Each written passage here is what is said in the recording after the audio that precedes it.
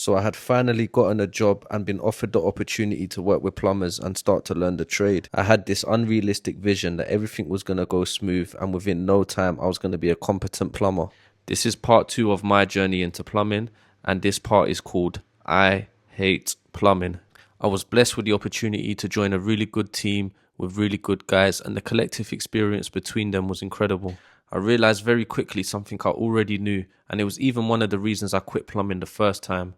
I am a very slow learner, and I find it very difficult to grasp even the simplest of concepts when it comes to plumbing.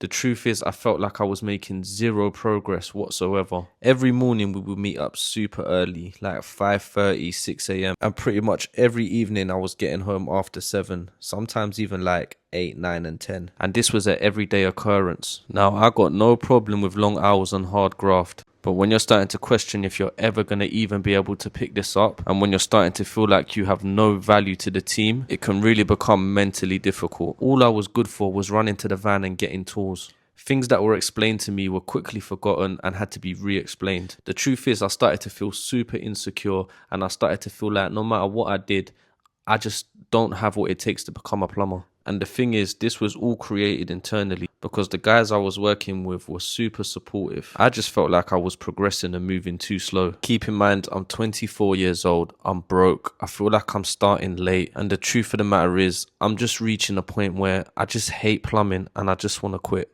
I was with these guys for around 10 months, and eventually my time with them came to an end. I found myself once again unemployed, but somehow I've still managed to keep the vision, and I still understand I need to keep going. In part 1, I mentioned how my older cousin was no longer taking me serious, but he had seen the commitment through my actions and he had decided to give me another opportunity. Now, before I started back with my older cousin, he told me he was going to throw me straight in the deep end. This was the beginning of the new chapter of my life. I really wasn't prepared for how deep I was about to get chucked in, but the next part of my journey is probably the most important part.